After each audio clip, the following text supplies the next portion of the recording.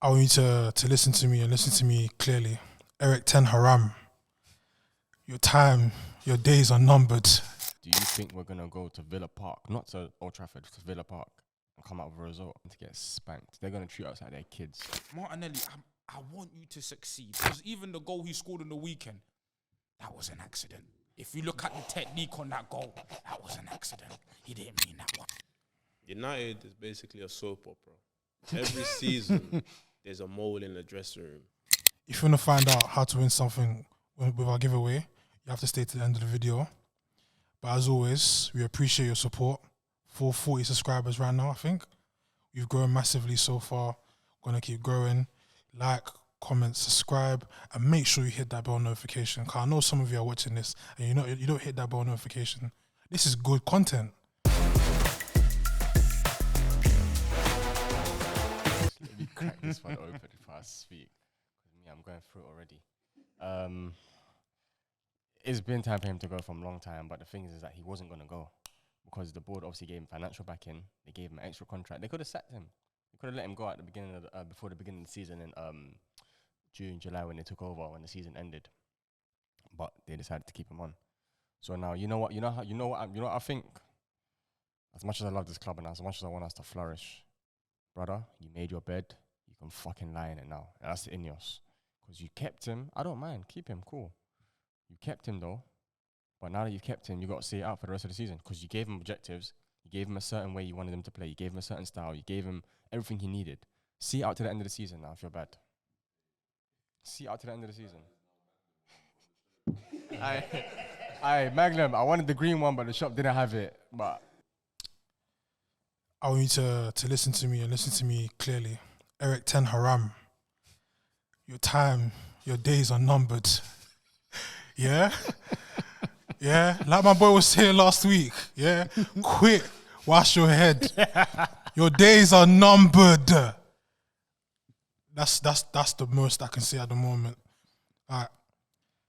Do you know what it is? I have a lot to say, but I can't say it all because, you know. Speak your mind, bro. Nah, do you know what? Sometimes, you know. Catastrophic. Surely that has to be. We can lose against Porto later on today, and we can lose to Villa, and he'll still be the coach next week. He'll still be the manager next week. Matt, the only reason why. Okay, so what? If Ten Hag goes, obviously, you rude as interim. No, nah. I mean, he's gonna be by default, but I wouldn't want him as interim. I mean, because obviously midway, like the season started, no managers leave. Like, what managers can realistically join Man United at this point? If you're going to get a long-term replacement, it's going to be summer. Unless you pull out the big bag and you sign what's his name, flipping Zidane for a little bit. That failure of Zidane ain't gonna go to coach to go and coach in a country he can't speak the language of. That's why he hasn't gone anywhere else. Bro, they're not gonna come out and say, "Oh yeah," they know my man's cooked. Honestly, they're speaking in their board meetings right now. They're thinking to themselves, "What the f have we done?" Like, honestly, they know my man's cooked. They know his time's coming to an end. But like you just said, it's gonna be damage limitation, damage control. They're not gonna come out and disrespect him or anything like that. I think they're gonna try and give him a chance, but they're not gonna let it be towards the end of the season, like I think it was meant to be. Because essentially they're not gonna waste the season. But yeah, they're in their board meetings. They're looking at it thinking, "Nah, man, he's cooked." They were all there, you know, at Old Trafford when we lost. They were all there, all of them, ganged up, sitting there with their suits and all that, suited and booted. Some of them even have a screw face on there. He's not. Listen, in fact, we were just saying off camera, yeah. You see, one thing about Ten Hag, when his job's on the line. When they've put him on PIP, when they put him on performance, You're violent. Come like he's in retail. Bro, when they put him on performance, he's got to start performing. I want his days to be long and plentiful at Man United. I need that. I beg till December. I need that. Let me chime in. I'm a Liverpool fan, so I enjoy this. United is basically a soap opera. Every season, there's a mole in the dressing room. There's a mole every single season. They thought it was Harry Maguire at one point. They're beefing. You got your pundits, your ex-legends, laughing, mocking you, disgusted to be associated. My boy Keane doesn't want to be associated with you lot anymore. He's not your boy. That is my boy.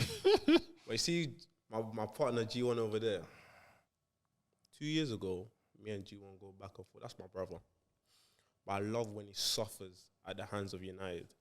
He's telling me in ETH he trusts. In ETH he trusts. I'm like, G1, calm down. You're going to turn on him. Oh, ETH, you've changed my world. That's how he's talking in the chat. I'm telling G1, calm down, bro. After I saw how ETH managed my GOAT, I knew this guy was going to fail. G1's telling me, errors end. I told G1, errors don't begin. He was half right, technically. Where's Klopp? Errors don't begin. That's what I told G1. Oh, God. There's no way you went to Klopp.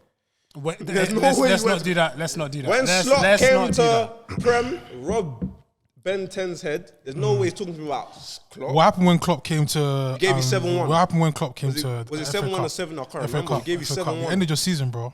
What did I say? What did I say on the pod 2 weeks ago or last week? Jhon Duran should start over Ollie Watkins. All I'm going to say is good evening. That's the first thing I'm going to say. Unai Emery, before we get onto... Obviously, I'm going to get onto Duran, but you got a decision to make. Oh, boy. Watkins, my boy. Question, though. Would you man start him over Watkins? Yes. Wait. I have to. Jhon Duran should start over Ollie Watkins. Am I right or am I wrong? Coming on as a super sub and starting is a whole different. Brother, don't piss me off with that, man. It's a different one. Nah, brother, the man lobbed Manuel Neuer from 25 yards out. But this is Aston Villa versus Bayern Munich. This ain't no prime Liverpool versus prime Bayern Munich. But we're talking about Aston Villa. To compare to Bayern, these men are little fish. I'm watching my team play Champions League football. You get me? Winning in Champions League football. And then the group chat's going off. I'm seeing shouts, Jhon Duran. I switch over to that game. I'm seeing him celebrate. I'm like, let me see what he's done. The greatest keeper of my generation, I believe, is Manuel Neuer. I don't call him Manuel, I call him Manuel. Get me? You can't get past this man. Second to Casillas. Casillas is second. But anyways, Manuel Neuer's off his line. Audacious chip attempt. First time. The ball was on the bounce. It's basically like a little half, let me not say half volley, but you know what I'm saying, bro. The ball is on the bounce and he loops Manuel Neuer. He's got Uber Mechanics right next to him and he does that. Bro, you see Jhon Duran, that left foot is special, and I've been telling you, I do not believe he'll be better than Van Persie, no. But in 3-4 years' time, we're going to say his left foot is just as good or better. Because when it comes to big games, again, what's happening? Leverkusen, what happened? We watched what's happening with this guy? I think that game that I think they shut off the spaces. Tar and I forgot what I was saying about partner was. They played hard on Hurricane. Pause. It was just they were very physical with him. He didn't have enough time, space. And you know what they've been doing this season, especially, they like to Kane, stop coming deep and drop. And we need you to score goals, so stay up front. And obviously, it's harder, especially now you have to deal with two big centre backs. And yeah, they were rough on him. Can't lie. Yesterday's football, I don't know what it was. I think that was probably the best game to watch because all the other games, although there were upsets here and there, that's the one game where I thought, oh, cool, yeah, Bayern are going to do a thing, innit? Because surely, this voodoo that everyone has of guy in Villa Park, that's not an easy place to go to. Vincent Kompany got bucked, man. It was deep. It was like, of all guys to score, it just had to be Jhon Duran. When Yems posted it in the group chat, I was fuming, I can't lie. Because I thought it would have been Ollie Watkins. I thought it might have even been a young, I don't know, anyone but Jhon Duran, but I guess it was written in the stars, man. That left foot is special still. It's too many big names and it's too many egos. It's just, they're not gelling properly, bro. They're actually not gelling properly. It's not going to be sustainable in a couple of years. You've got Vinny, who wants to play all the time. You've got Rodrigo, who wants to play all the time. You've got Mbappe now. You've got Endrick. You've got Bellingham. You've got Valverde. It's just too many big names all squashed into an 11-a-side team. It's just not going to work. Like, sooner or later, Endrick's not going to settle for being second best. He's not going to settle for being second best. Rodrigo should know his worth by now. That guy's a baller. Out of that club. He's a I think baller. Rodrigo's the first one of that out of that forward lineup who's gone. I think Yeah, it's no, going I to be think, surplus yeah, to you're right. requirements. When it comes to Bobby Charlton, Bobby. when it comes to Bobby Charlton, I think, do you know what it is? He's young, he's eager to impress, but there's that rawness to him, innit? I think he should, like, I think he's going alone. I don't know about going on loan, just like rotate, like he should be a rotational piece in terms of like, okay, like second half of a game, like play in halves. I don't think he should be playing full 90 minutes. This is the problem now. His PR is so fucking through the roof that he can't be a rotational player. Yeah. And he's been bought at the age he's been bought to come to Real Madrid.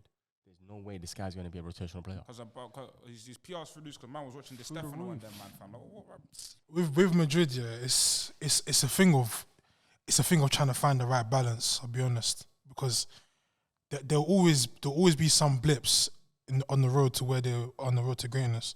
But the thing with them is it's a difficult one because it kind of coincides with what's going on with football now. Because with the amount of games that's happening, you're gonna have to rotate. So I feel like you're gonna see more upsets like this as well. But I think they'll be fine.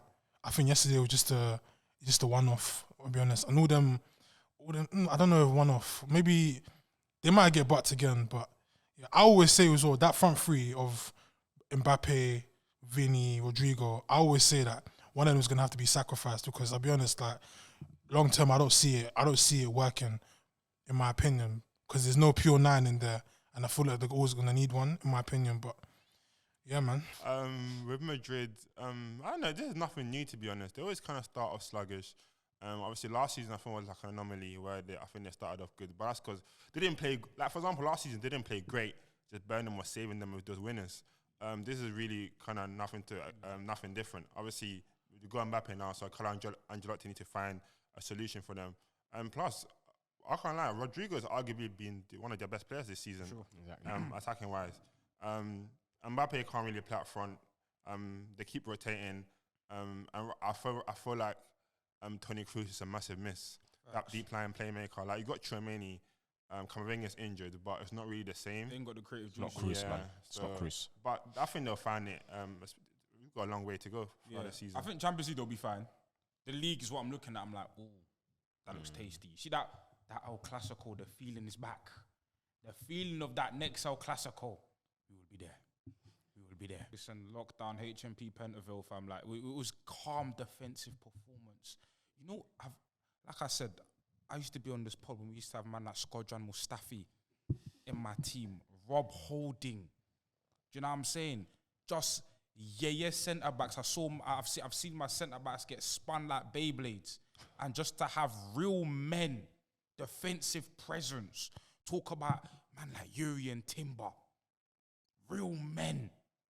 Nah, man, I loved it. Obviously Arsenal are known for like. Over the years in Europe, we've been known for like, we'll have good performances, but just the defense has been weak. And to finally have a team that, you know what, after a 2-0 lead, I'm not worrying, I'm not panicking. I'm watching. I look at the depth, fam. Cool, Urian Timber gets injured, no problem. Calafiori, go on the right. No problem. That's the solidity. I love it. I feel like we do miss Odegaard. I can't lie, in terms of like that creative force in the midfield, but we're scoring goals without him. Kai Havertz, I apologize, because he's someone I didn't want in the team. You wasn't a fan? I wasn't a fan. But I wasn't a fan, but I feel like he was misplaced in both in the beginning of our season and in Chelsea. Okay. Playing him up top is where he needs to be. When Arteta was starting him as a left CM and all this type of stuff to be the Xhaka replacement, I wasn't feeling it. But him as an attacking option, it's good. It's good for now. Obviously, long term, I'd want somebody more clinical. Now, to the negative. Martinelli, I want you to succeed, but it should have been 3-0. There was a chance in that second half. Havertz gives a perfect ball to Martinelli, centre of the box. Martinelli has left, right to shoot, dead centre in front of the keeper. And Martinelli's finishing was his main attribute. In that 22-23 season, in that box, Martinelli was that guy. But for some reason, now even his finishing's gone. Forget his dribbling, his finishing, we don't see it, because even the goal he scored on the weekend, that was an accident. If you look at the technique on that goal, that was an accident. He didn't mean that one. Nah. But Sounds like Terminator. Trust me. But please, it's just Raheem. It's the problem with Raheem can't do the dirty work. He can't track back. He ain't got the horsepower like Martinelli does. But yeah, good game though. PSG light work, man. Well, he didn't really lie. He said, top and bottom table teams. If I'm not mistaken, I think United are 12. I don't know. Am I mistaken? I don't think you are. I think they're 12. I think it's fair what he's saying. I've been told that they're 13th, even worse. Yeah. Okay, so, and the way they've been playing, we have been playing like a lower side, innit? So, United always a top club. They're always a big club. Obviously, I like how my manager's moving. I respect United, even though they're shit. But yeah, he's right. We haven't really played like top teams apart from Champions League. If you want to say AC Milan, really. But Palace should be an interesting game. They always give us problems. We need to contain Elise, which I think we'll do. Elise? No, sorry, Eze. Which I think we'll do. Concentrate. Yeah, that's like your 13th. So I think that Mateta up front, I like that dude. Eddie Nketiah, I'm not really fussed about him. I don't think it causes any problems. It's just about starting strong. I don't want this like slow build up. We go into the half time 0-0. I'd rather us get like a goal or two in the first half and build on from there. Really. We're unbeaten in 10 at Selhurst Park, if I'm not mistaken. Actually, so I think I haven't lost since like sometime in 2015, if I'm not mistaken. So I think that whole Yeah, I'm gonna VAR that right now. VAR at Selhurst. Last time he was chatting about By the way, about beating City. I said Etihad. we're unbeaten in 10 at least at Selhurst. So that's that. But yeah, with the whole slot thing, I mean, he didn't say anything that's entirely untrue. I mean, United have. I mean, they're 13. They haven't started. They haven't started great. They wasn't great last season. So I mean, when we talk about big teams, I'm talking about the Arsenal. I'm talking about the Man City. The teams that that's going to be a tough game, like your Chelsea's, where it could really, they're playing well. You don't know what to expect, and I feel like that's where the challenge is. At the moment, we haven't really played anyone of that ilk at the moment. So yeah, he didn't say anything that's not true. It's not really a quote that to be get worked over. It's just nothing special. With the game at Selhurst, I actually might go to the game. I might do cheeky little vlog. Who knows? But Selhurst Park 12:30 games are horrible. I think we had 12:30 there last season, when Harvey Elliott scored that winner. But yeah, we should win the game. Palace are not doing great this season. With the loss of Elise, the loss of Anderson, they haven't really been that exciting to play. They've been leaking it in midfield. Kamada hasn't not been great already. I don't know why he's not playing Walton and Decore as a double pivot, but I'm not the manager. In terms of Liverpool, we've been really sloppy last couple of games, to be fair. Hasn't really been controlled. The attackers have been off target. There hasn't really been any cohesion. Obviously, Gravenberg's been playing well. The centre-backs have been playing well. I expect us to win. Whether the performance will be good, that's another story. You just don't know what you're going to get. It is the start of the season, still implementing. So until maybe like 19 games in, we're not going to know what slot Liverpool actually really looks like. We're still a mixture of both at the moment. Does the style of play matter right now, or is it just like get the results and build momentum for you? You know what? Because it's the start of the season, the start of a new season where, where people always say it's good to win when you're not playing well. Yeah, it is good to win when you're not playing well, but you want to be playing well. Just to start, you've got a long season ahead. Yeah. If it's towards the end of the season, you're not playing well and you're winning, then that's a different story. So obviously the start matters, but obviously the caveat to that is it's a new manager still implementing. The best way you're gonna implement what you want is on the pitch, playing against live opponents, and obviously you're not gonna do that until you're playing matches. And obviously, with those matches, that's when there will be mistakes, there will be learning curves and stuff like that. So as long as we see what he's trying to do and still win and still getting the results, I can't really complain. So I said before, I'm not delusional like some people. Me, in my heart, I never want my club to lose. But you know it is as well, yeah? it's written for us to lose when we go to Villa Park. But this is why I call him Eric Ten Haram, because he's so dodgy and he's so unpredictable. He'll just come up with something and then somehow we'll end up with a draw. So I think it's too obvious to say that we're gonna lose. I honestly believe it will be a draw. I don't think we'll go there to get the win, even though we did beat them twice last season. But the game state of how things were last season, I don't think it'll be the same this time. I expect them to be more mature than they were last season, especially with the more improved quality that they've got. But I honestly think it'll either be a draw. Well, I think it'll be a draw, but yeah. Do you think we're going to go to Villa Park, not to Old Trafford, to Villa Park, and come out with a result? You're having an absolute mare. We are going to get spanked. They're going to treat us like they're kids. Yeah? The game's going to end with good evening. Do you get it? And he's going to go into that press conference room and he's going to annihilate us, bro. Yeah, man. I mean, realistically, if I'm honest, a Man United loss would very much ginger my weekend. So that's what I'm looking for. I'm looking for it. Sorry, bro. But yeah, man. Let me just get that United loss. And again, sorry, bro. 2-1 Villa. You know what it is, yeah. For Sunday, I don't rule United out. On a Villa perspective, Villa just played a high energy game, adrenaline. They just won. Onana's injured for starters. They spend a lot of energy in that game. Even though they played on Wednesday, so they did get an extra break. But I just don't rule United out. Bruno Fernandes red card got rescinded, so he's playing. Whether that's a pro or con, who knows? But yeah, I think there's something in there. What? United won home and away last season? Yeah, won home and away. So let's say. And one thing you know for a fact is Villa will give you space in behind.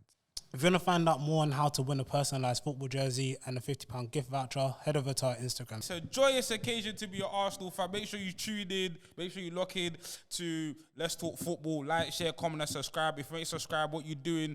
Best football content on the planet. You know what I'm saying? Stay locked in. Invest in the dip. This is crypto. We're going onwards and upwards. You feel me? Like, share, comment, and subscribe. Tell a friend to tell a friend. Peace out. Separately as well, as you know, as much as Noah's told you lot to lock into Let's Talk Football and that, lock into his podcast. It's called Rare. You know, great content. Please, we're gonna put the link in the bio. Obviously, head over, subscribe, like, comment, share. You know, content over there is just as good as it is over here.